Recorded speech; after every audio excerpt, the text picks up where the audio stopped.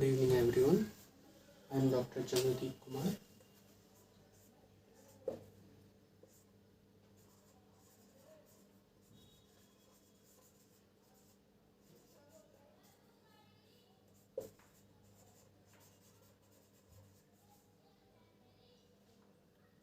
I am a BTS graduate, gold medalist. सुनने में अच्छा लगता है बस। ठीक है।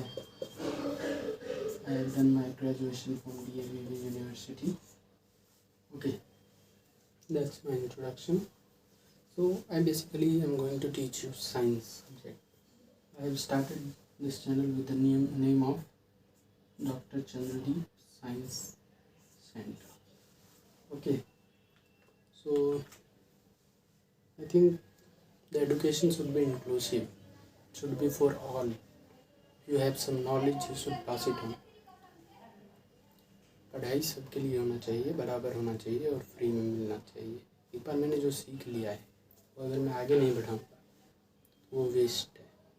ठीक है, इसलिए मैंने स्टार्ट किया है। यहाँ पे जो भी साइंस से रिलेटेड सब्जेक्ट हैं क्लास 6 से क्लास 12 तक अंटिल ग्रेजुएशन मान लो आप, उनके सारे एक एक टॉपिक्स लेके मैं कवर करके, जो अगर किसी क्लास से स्पेसिफिक होगा, क्लास 6 का है 7th का है, तो वो टॉपिक मैं आपको अपडेट करता रहूँगा। NCERT के साइंस बुक से सारी चीज़ें होगी, इसीलिए आपको कहीं भी जाने की ज़रूरत नहीं है। आप वीडियोस को फॉलो कर सकते हैं जो भी चैप्टर्स में आपको डिफ़िकल्टी है। ठीक है, चलिए आज हम लोग एक इम्पॉर्टेंट टॉपिक डिस्कस करेंगे, इसका नाम है डिजीज़। अब डिजीज़ टॉपिक डिस्कस करने का बहुत सारा, ये हमारा थॉट ऑफ द डे है। ठीक है, डिजीज टॉपिक डिस्कस करने का एक मोटिव ये भी है कि अभी के टाइम में कोविड पेंडेमिक में डिजीज टॉपिक बहुत डिस्कस हो रहा है हर जगह। जो भी प्रॉब्लम्स है, लोग बीमार पड़ रहे हैं, तो इस कारण से डिजीज टॉपिक पे आज हम लोग फोकस करेंगे। तो सबसे पहले समझते हैं डिजीज।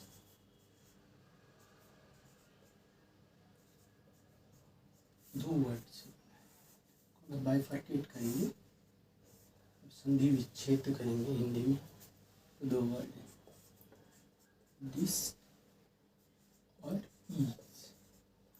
डिस मतलब डिस्कम्फर्ट, ऐसा है।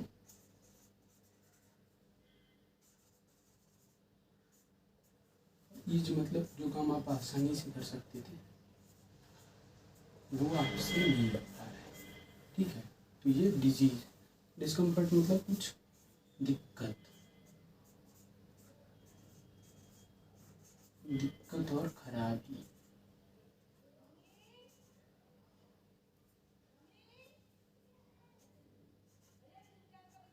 ठीक है, ये हो गया डिजीज।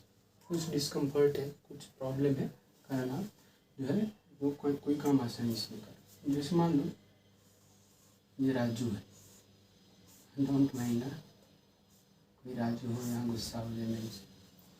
ठीक है, अब मान लो कि ये खाना आराम से खा सकता था, बट इसके हाथ में एक फ्रैक्चर हो गया, चोट लग गया, साइकिल से अपन गिर जाते हैं, ऐसा कुछ हो गया, या एक पैर में फ्रैक्चर हो गया, ये अभी चल नहीं पाएगा, यहाँ खाना नहीं खा पाएगा, यहाँ चल नहीं पाएगा।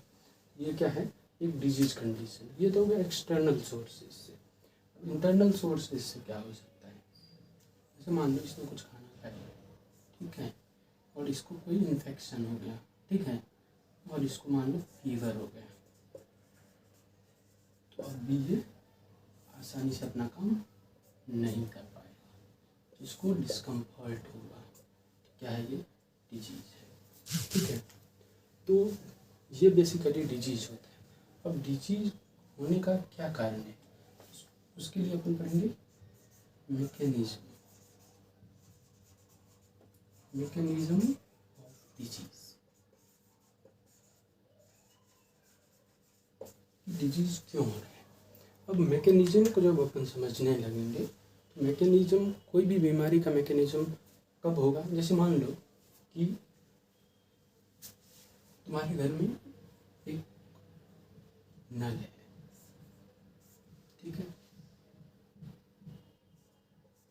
जैसे मान लो एक नल का है, ये टोटी है, नल है, ठीक है। और यहाँ पे एक मोटर लगा हुआ है, ठीक है। मोटर से ये टैंक है, मोटर से टैंक में जा रहा है, टैंक से नल में जा रहा है, और यहाँ से पानी बकेट में तुम बांट रहे हो, ठीक है। अब क्या हुआ, हाँ अच्छा दिखता है। अब क्या हुआ, जैसे देखो इस मोटर में क्या है, इंजन है और अदर पार्ट्स है, जैसे मान लो वायर है, सर्किट है। इस किसी में भी प्रॉब्लम है तो क्या होगा, डिजीज होगा। अब जैसे मान लो हमारी बॉडी में क्या है,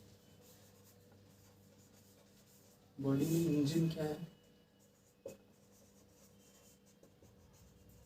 जो सब कुछ कोऑपरेट करता है वो है ब्रेन,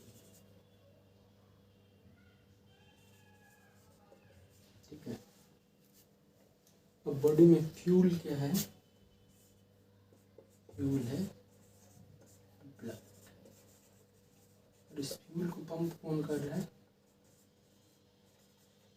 पंप कर रहा है हार्ट।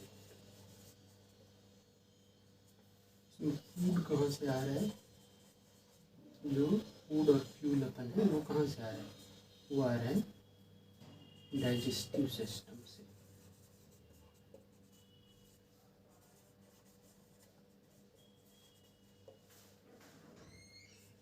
उसके बाद इसमें मान लो हो गया, इसमें ऑक्सीजन भी चाहिए हमको। ऑक्सीजन से क्या होता है कि जो फूड रहता है, फूड उसका ब्रेक डाउन होता है, ठीक है जी, थ्रू रेस्पिरेशन। तो उसका ब्रेक डाउन होगा, फूड है, फूड है,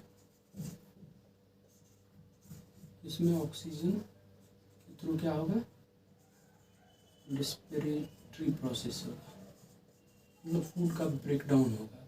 किसमें फूड का ब्रेक डाउन होगा, एटीपी में।